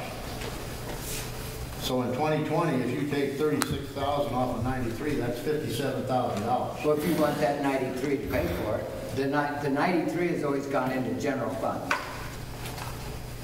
So, so what you're talking about, as far as if I'm following you right, is rearranging, if you will, where that money goes to. So what's going to pay for? So the one reason that was set up, and I didn't set this up, but that's the way the tradition is, the street lights are part of the street fund. Have been for all. We don't have to pay nothing. They don't charge us for it. Okay. We'll find out next month, because Terry told me right to my face, the city does not pay for any of the repairs. No, not repairs, but the electricity for it we do. That's that $3,000 a month that we use, Cheryl. That's just like a bill you get at your house. Of course it is, but it's still a bill to be paid. And they get 12% of your bill and my bill and everybody, and they give it to Crofton every quarter. Okay, I don't know how they break it up. I know what comes in and I know what goes out. So I don't know how they decide what we get back, but The reason I want to know where this money from the electrical company and where this money after the labor is on the streets, where does that money could go towards this plan we're looking at for resurfacing the streets in Crofton is where I'm going with this. Well, it's my understanding, what you're saying is that the fund is, they're not designated funds that they pay out. Correct. Right. So they can go, if it goes to general fund, you can use the General, but we got money, the 50,000 there, and I don't know how much the streets take a year. Snow removal, there's labor on that. There's equipment, gas, and fuel. I know that. So it can't take 87,000 for a few months of winter that we got. So that's what I'm asking. I want to know where we could pool our money together to get these streets started somehow. Well, that's why I just say, as long as it's not designated, that frees your hands on that, so you can allocate it however you want to allocate it. And the streets fund is a designated fund, right? That's restricted, but the others isn't. But right now it's going in general fund, and if we take out a general fund, like Cheryl said, we're going to have to replace that somehow. yeah, where are you going to get your money to run the general fund? We'll discuss that. Right. Well, that's why you have a budget. Right, that's why we need that budget. Correct. I'm looking at your street fund. I think the balance was 71,000 as of today or June.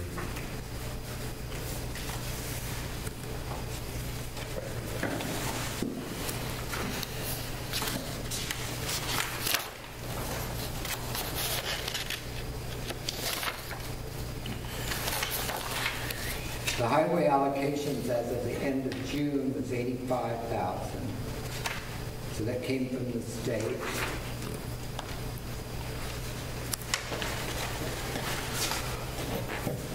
That was with that.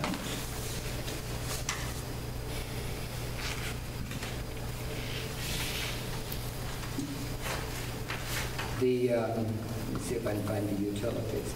The electricity as of the end of June was $10,814 For the month or for the year? to date through June. The year. Yeah, up to January 1st. until- No, September. I'm sorry. Yeah, October 1st.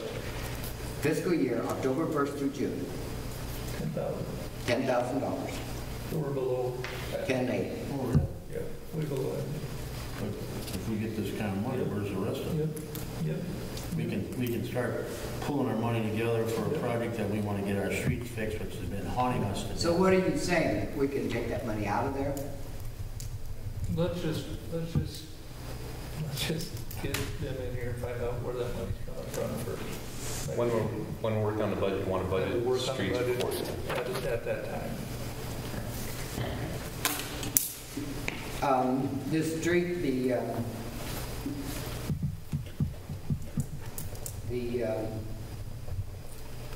there's a certain amount of insurance, a certain amount of payroll and so forth that's expense to the street, so you have to go through that. Okay? Contracted labor, vehicle operation, vehicle repair, maintenance, your utilities, insurance, and that's all in your sheets there. So, we've all been through it. So, it's all there. The net ordinary income at the end of June, there was basically $51,000. That's what we're at.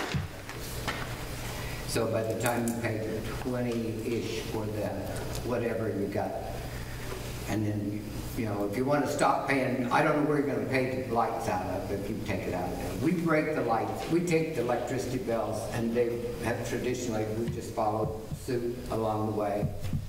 The electric company tells us where these meters are. So we have some at the sewer, we have some here, we have some, they're all marked, so they are expensed that way. Okay?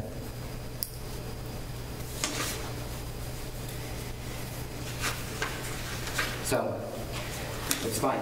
We'll find out where they come from. That's not a franchise. My understanding is that's lease money. We'll look at the bill and see what it says, because your franchise money always says what it is on the bill. Black Hills has a franchise. Great Plains has a franchise. Okay? Okay, next on the, are you guys ready to move on? Have you dealt with the Cedar Knots stuff yet? Oh, yeah, I found out how much we're getting, yeah. Oh, that's what you just talked about? Yeah. Okay. There's a lot of missing. Yeah. Is that where you want to be? Well, I'd like to see, well. You can come get some bills. Yeah, just let us know, you can get bills. Let's get them in there. Yeah, let's just get them in there. To verify everything. Okay. We'll move on from there. You good with that? You said they said they paid 12% after. That's what he told me. Okay. Let's verify it. I know that on the bill, there's so much for poles, there's so much for bulbs, there's so much for this, and that is a lease thing, is what I was told. So we can go That's no back. cost of the city, he told me. Okay.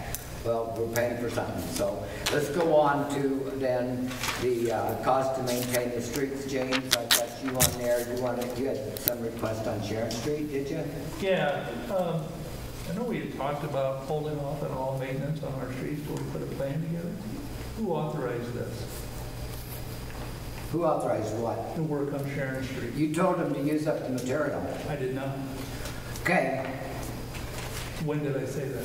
Well, we said, so you're not going to fix any potholes? And you guys said, oh yeah, fix the potholes. That's So not a everything's pothole. done. That's not a pothole. That was not a pothole. Who authorized that? I did, if you want. You're not allowed to do that. Sir, let's don't start that. Sharon, here. Radar sign update. Cheryl, we passed an ordinance last meeting that you can do the day-to-day stuff. That is not day-to-day stuff. You do not have authorization to approve that. Correct? Not to my knowledge. The day-to-day operation is fine. But anything major, It's not major when you're going out there. it is a major project. That's a major project. That was a major project. Okay, what did they do, James? It looks like they sealed it, put down tar, put down gravel and sealed it. You don't call that a major project? It seals the water out. That's what that Mr. Parr was just talking about. Keeping the water out. That's a major above and beyond day-to-day stuff. No, that's day-to-day stuff. It is not day-to-day stuff. It is not day-to-day. Okay, I don't want this argument. How do we get around it? Well, it's already done, right? But I mean, what, I'm not just. it is done, you're right, but she's gonna continue to do this. She's gonna continue to say that this is day-to-day stuff, when this is not day-to-day work in our town. I don't know what it costs, and I've not seen the project, so for me to give you an opinion, I'm not trying to be ambiguous or get around that. What, do we have an idea what it did cost? It costs the material we already have in their labor. What was that cost? You told us What was to use that up the cost? material, did you not? I did not say that, not one time. Well, then we've got a misunderstanding. What was the cost? I don't know. Their hours of work and the cost of, and the strip is gone, so it won't have. Did you put anything from the strip, or was it just the oil and seal? Oil and seal. Okay. What was the cost? How many gallon did we use? This is the kind of stuff they do all the time, James. So you are stripping our maintenance men of any kind of power, and me of any kind of power of doing the maintenance work. That wasn't maintenance. That was not Yes, it maintenance. is maintenance. And then I asked you, and you said they couldn't even clean up the streets the other day. No, you told us to go cut weeds on the sidewalks, and I said that's not ours to do. And I didn't say the sidewalk, I said the streets. Okay, I'm not going to have this argument. And then I asked you to run. We're moving on. I'm not going to have this argument. My concern is, Cheryl, you're just going to keep saying that you're just going to keep doing projects. Well, we're trying to put a plan together. You won't come and talk to me. I'm not going to come talk to you. Okay. We had a discussion. We were supposed to meet on a neutral site. I'll come meet you on a neutral site. But No, we didn't have that content. We didn't say that at all. Were we not supposed to meet on a neutral site? Bob, if you told him that, that's not what I said. I am not going to go meet you somewhere to satisfy your ego. I'm sorry. I don't have an ego. My office is right here, and all the paperwork That's is right not here. your office. That's the city's office. That is not your personal Oh, office. for crying out loud. But what my concern is, we're trying to put a plan together. That's why he was here tonight. We're trying to put a plan together.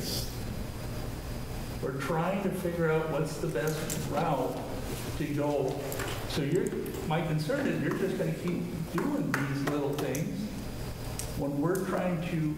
We finished up the material off the strip like you told us I to. never once told you to fix We something. finished up with what we had, projects that we had going. And what would you have us do now? Would you have us just sit back and do no more street repair? No, if there's a pothole or something. fix We it. don't have anything to fix it, James. So we're done. Wouldn't it make more sense to use that material to fix a pothole than to put it all on that street? It was a break. They've been trying to fix that There was a break in Sharon Street? Or there was- several times. Look, I'm not going to do this. I'm not either. That's fine. Then be quiet. Let's move on. Wait a minute. We ain't gonna do this anymore. That's what I'm saying. No, you can't tell him to be quiet. Okay. That's out of order from that standpoint. The council has a right to speak. You can't be arguing with anybody, both of you guys, as far as back and forth in here. I mean, the part of the problem that you've got, and it's kind of this statutory one, is, it's the way that the statute, and I'm trying to find it exactly where the wording in here, it's kind of ambiguous as to what those day-to-day activities Sure. are. Sure. And that's what makes it difficult from her standpoint as far as you. So you as a council need to, I think, specifically identify maybe on a dollar amount as to what those things can be in order to know, because as it is right now, you both can legitimately argue your You're right. respective points, you see what I'm saying? Right. What you might think is a big deal, she does it, and vice versa. And that's not, I'm not going to blame anybody on a deal, but the way that this is written, you know, it's kind of sets you up to that kind of a problem. Sure. And so, you know, from that standpoint, I think in order to, you know, resolve this, I think at some point the council needs to say, okay, you know, decisions regarding a certain amount of money, you know, because there is going to be, well, because we had the discussion about what's an emergency, right? Right. And we didn't always agree what an emergency was either. Right. But I think you have to, somewhere along the line, the council needs to be able to say, because otherwise, people call into her and gripe that something's not done, and Then they call me and say. they call you and say, why is it this done? done? Yeah, that kind of stuff. So I think as you guys are going through this transition period here, I think you're going to have to set some of your own standards so everybody knows, you know, kind of where that fits in. Okay. Does that make sense? Yes. Okay.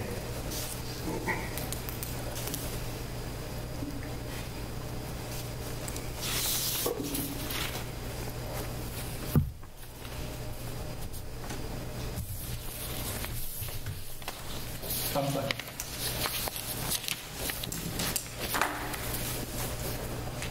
The next part here is two radar signs. Where are we at? They're, it's back order. They're back. Somebody's asked. I wouldn't sure.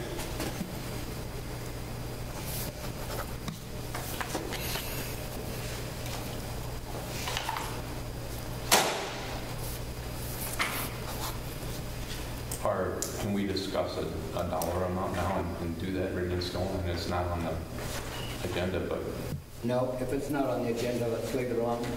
well, as we obviously know, we can make a motion to amend the agenda and put it on there, if that's what we need to do.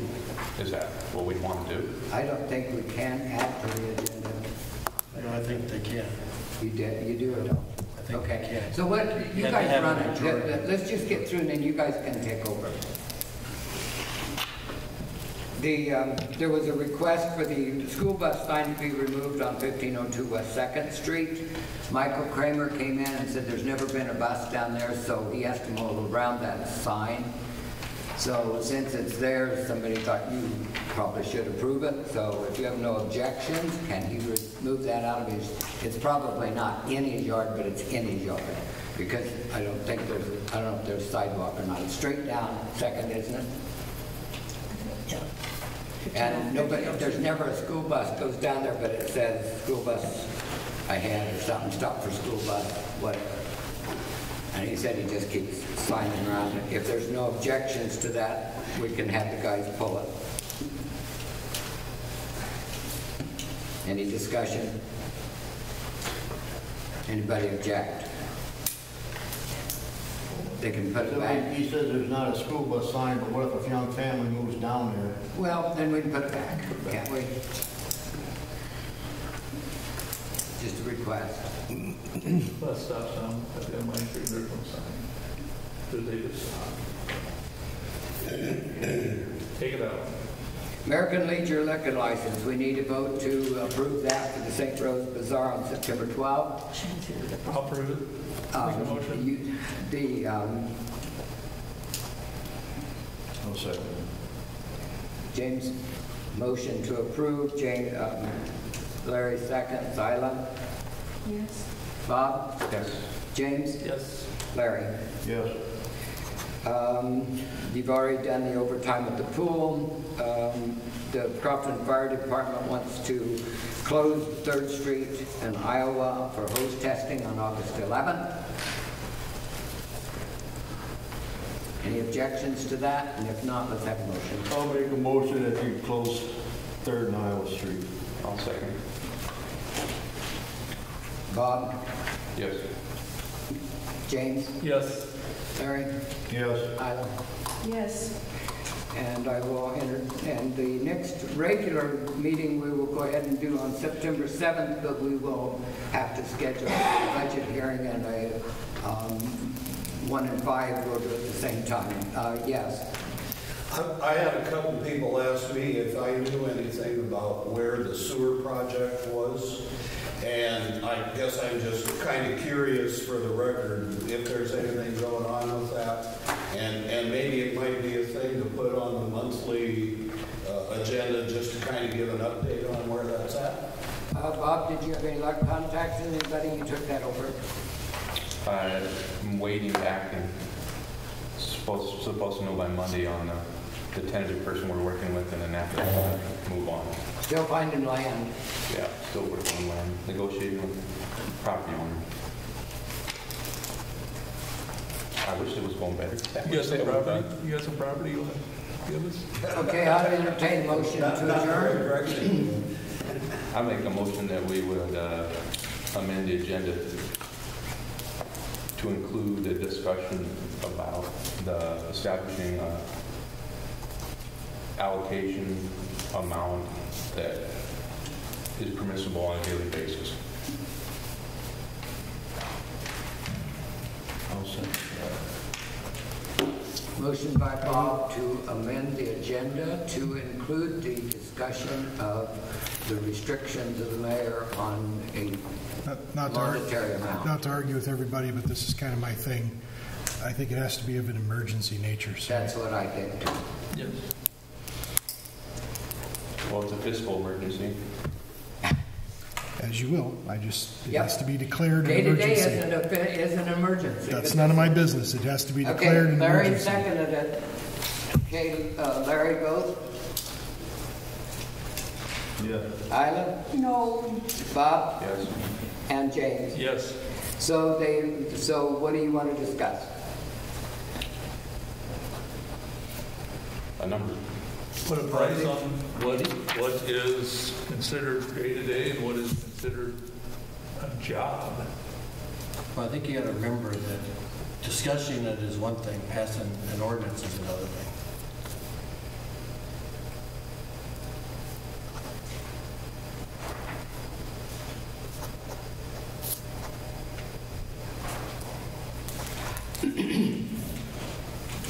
So clarify that, Mike, so we can discuss it here.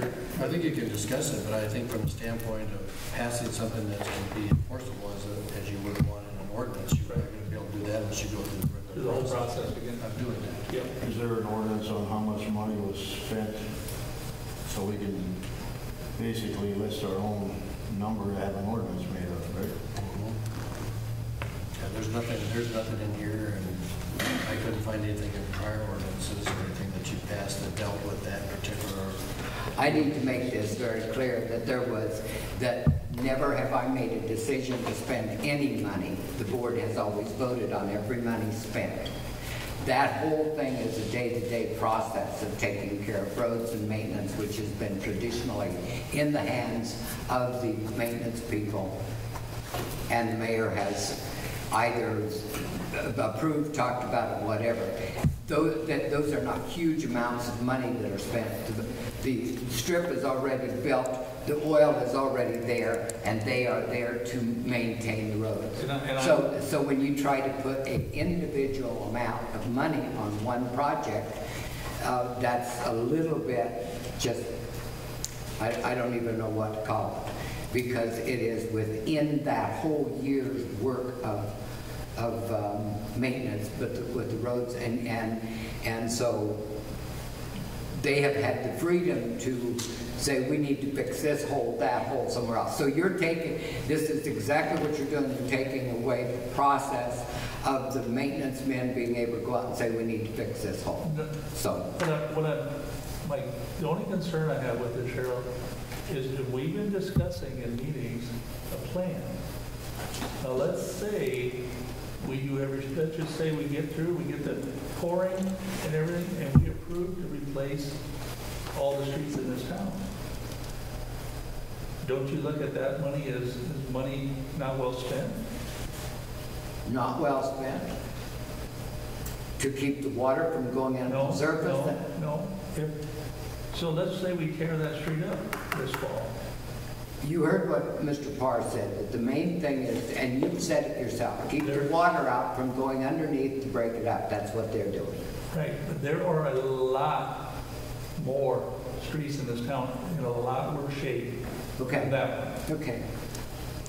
And I think that the 20 years of experience probably outdoes yours. I can take about what's them worse. for a trip around, all around town and show them 20 streets worse shape than that one. That was one of the nicer streets in town. Okay. You don't That's agree? what the argument is. You don't agree that was one of the nicer streets in town? It could be if it's No, kept up. no, that was the question. The question, don't you agree? I do, that's why we want to keep it up. So it doesn't get water underneath it and destroy it. That was the whole decision. But wouldn't it make more sense to hold off until we had a plan? Not if you're getting water under it. And Not if you're getting water under it, How many James. potholes did that street have on? There's been one that has been a consistent problem as far as I know, and I'm, you know, this is what I'm trying to tell you, is that if you don't want me to make those decisions, that's fine. One of the potholes that I seen that you guys replaced, you did a good job. In front of Leroy Walters. I don't know these street signs because I grew up without street signs. So bear with me. In front of Leroy's, in front of that, they did one along the curb, did an excellent job. Number of potholes, not the whole street. We didn't do the whole street there. Potholes are just fix them and get by until we get a plan to go on what we're going to do. They don't say one pothole on a street, we're going to do the whole street. I'm just saying, just fix that pothole. Guys, hold on. Yes, on Larry? Sheriff Street, it was supposed to be overland or not overland, and an armor coating that every 5 years. The contract says, so they put that street down. Every 5 years, we have to armor coat it, to seal it. That's all he was doing. So I misspoke. I thought you were fixing that hole out there, Larry. I'm sorry. Because we went out and milled up that one hole right in front of Sprockles last year, and I thought that broke open again. So he's armor coating, which is part of the process of keeping it up to date. Now, what you're doing, so thank you for saying that. And like I said, I depend on the man that's been doing this for 20 years. So it's a little bit. I'll stop.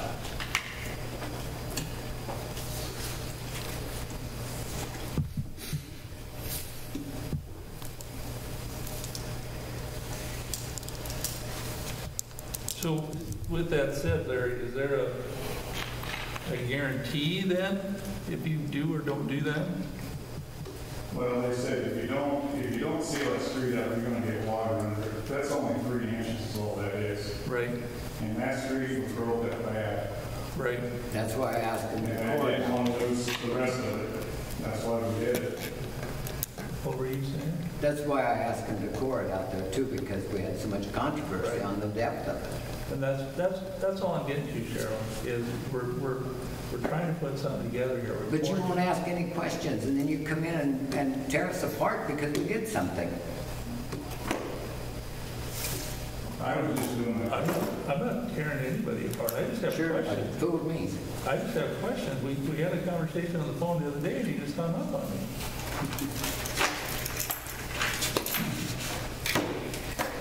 So you didn't hang up on me. Okay, that's fine.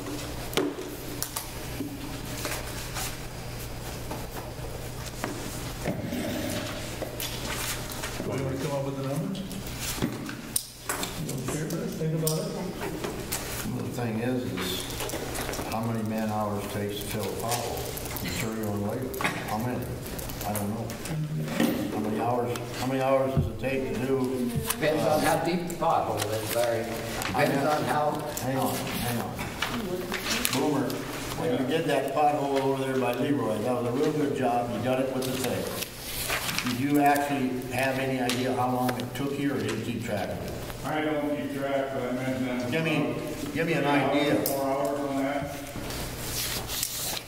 How much? 3 or 4 hours.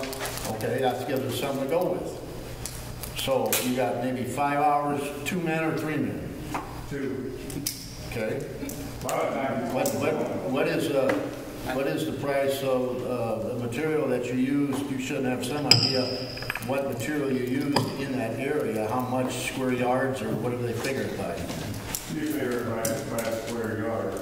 And I don't know, I ain't sat down and figured it up with the oil price now.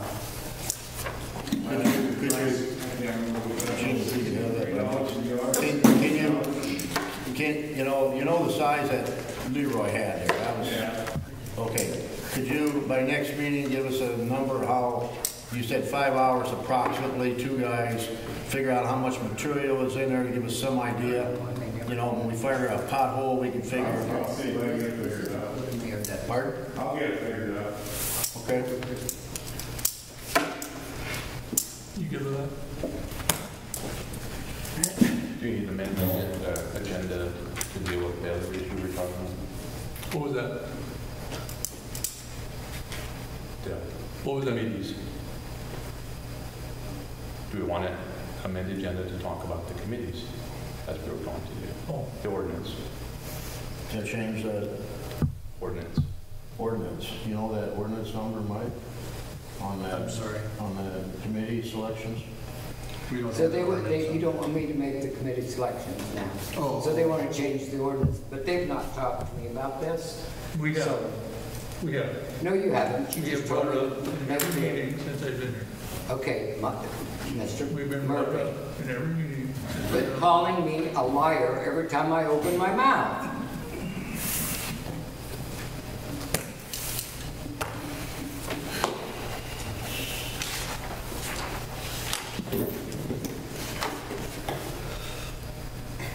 Do you want a whole new ordinance for the city of Crofton? You can't go by state ordinance?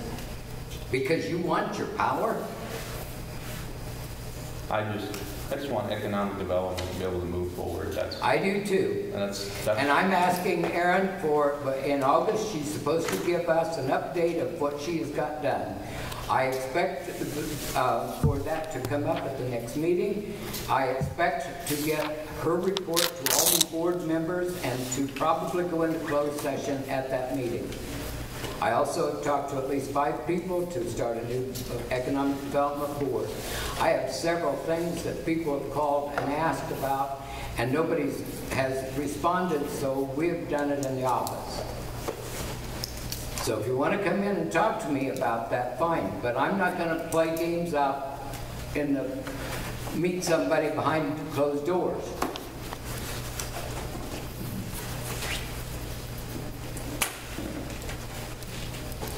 I have been nothing but open for 2.5 years.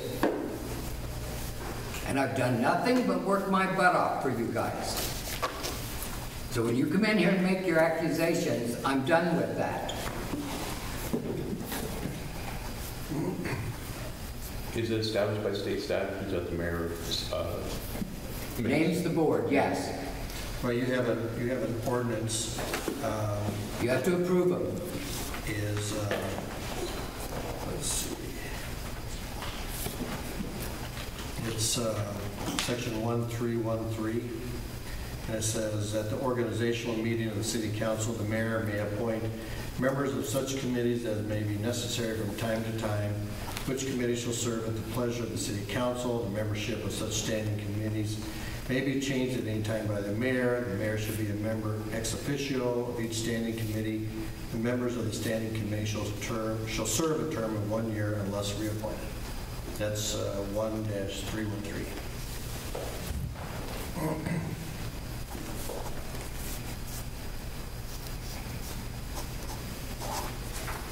So we want an amended agenda to talk about that. What is there to talk about? Yeah, I think we should. Where are we at? I guess, yes, we have to have a vote to amend the agenda. What to talk about that? I think we should. Why don't you just ask Mike to write what you want? Why don't you write down what you want? Because you can't do I that. just want to know where we're at with those committees. I have not renamed anybody on the Economic Development Board, except I've talked to people and asked them to do, to serve. Like I said, I want to get a statement from Erin. That's the number one thing she needs to report, because her contract comes up to. So how long has it been since we've appointed that board? I appointed new boards when I came into office. And that board? And I've added 2 at the request of chairs or whatever. So do we have an economic development team? No, they all quit, pretty much, except the two ladies When did they quit? along the way. I don't know. They don't communicate with me, James. I resigned to take this position. I did. Well, you weren't part of the board, sir. You were part of the oversight committee. You were not part of the economic development. Right. And the oversight committee has been mislabeled because it's not there to watch the city council. It's there to watch the economic development board. So that has been misconstrued for quite some time. Bob and I have talked about that several times. Has it been over a year since we had a board? Probably. 2 years? I don't know. 2.5, whatever. It doesn't say we have to renew them it doesn't say that they have to be renamed every year. It says that they can serve until renamed. Isn't that the way that read? Sure, but they've all but 2 have quit. 2 years ago. No, along the way. Over I don't know, James. They don't tell me. Over a year ago. I don't It's a know. one-year term. So it's been over a year. What do you want to know? To get them appointed, let's get an economic development going again. Fine. What does that mean? I will bring some people to you next meeting. Will you approve them? Or do you want to pick them? Bring them in front of us. We'll definitely look at it. Yeah. We'll definitely look at it. But we can't say yea or nay until we know who they are. And I can't appoint them until I get somebody to agree to do it. I know we have some people that were agreeing to do it. No? We didn't have anybody that agreed to do it? Not that came to me and said they were. Not that agreed with me about anything. That must be misinformed.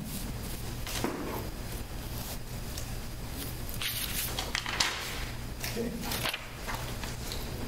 Mike, what's all those folders on your desk for? You know, you guys are always asking me what our ordinance says, so I made a copy for you Well, that'd be guys. kind of nice.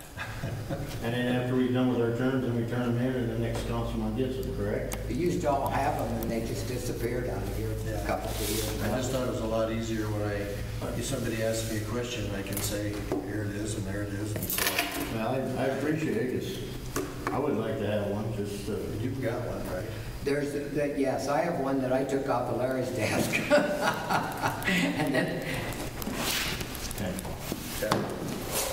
And then along with that, we should probably give them a copy of all the ordinances and We resolutions. should probably go through those and see which ones are still in force. Yes, and we just need it redone, don't we? Well, I've got what I said. We Yeah. can put that in the back of the. Whenever we pass an ordinance, we have a new book and we add it to the list and add it to the book. Yeah. And same with the rest of So them. some of them, you know, like we've had passed, expired, and some of them, you know, because We of just the. need to write across them that they're no Yeah. longer valid or something. We need some way to know that they're not valid. And that's what the recodifying does. So these available electronically in Mr. Stevens as well? If you copied them, are they also available electronically? Do you have that? I didn't put them I never got mine electronically. I just got it from what was the municipal board prepared. Arlene put quite a few of them on And then there's- She's put a lot of them on the website. Yeah, well, they need to be updated, but Okay. So to find the latest updates, this is what we have. Well, that's the starting point. That's the core. Okay. Because then, you know, I've got that white notebook that's right about this thick. What did you say? At that least. has ordinances and It's resolutions. gone through, and that's what I was saying, is we probably need to go through that and see which ones are still in effect, because they've gone, you know, because you just passed the ones we just talked about, for example, the golf cart deal, okay? Well, so you notice on your deal, there's this number 10, new ordinances. We probably need to get you those, and the ones we've done recently, to add that, because that'll go back and amend kind of the basis on this part right here. But that way, when you guys are looking for them, you've got the same thing that I had. You take a look at it. Do we need an ordinance for those fees? I think our ordinance says that we can update them from more time I'd to have to time. look and see.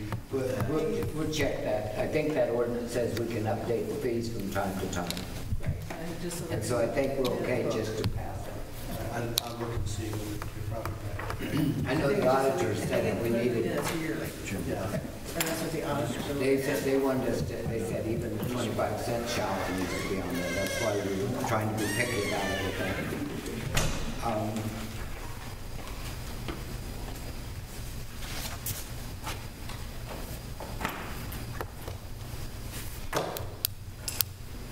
Are we ready to adjourn now?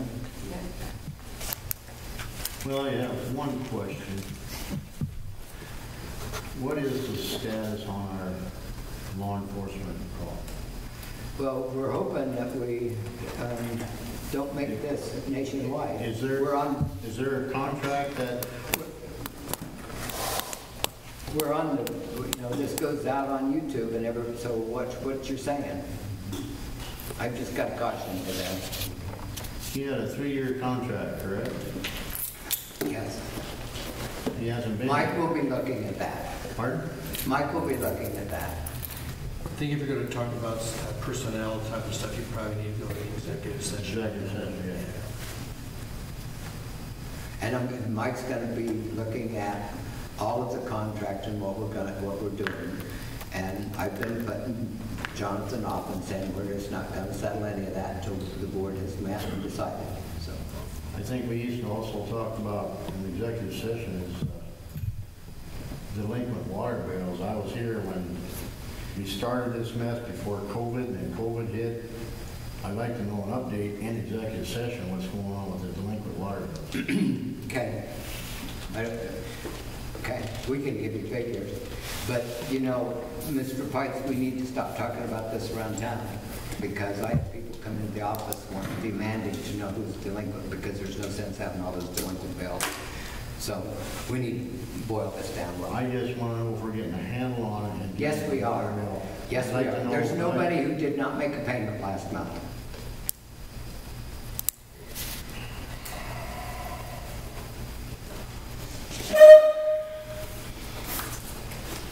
I make a motion to adjourn. We're not getting no place here. I'll second it. Highland? Yes. Bob? Yes. James? Yeah. Larry? Yeah. Meeting's adjourned.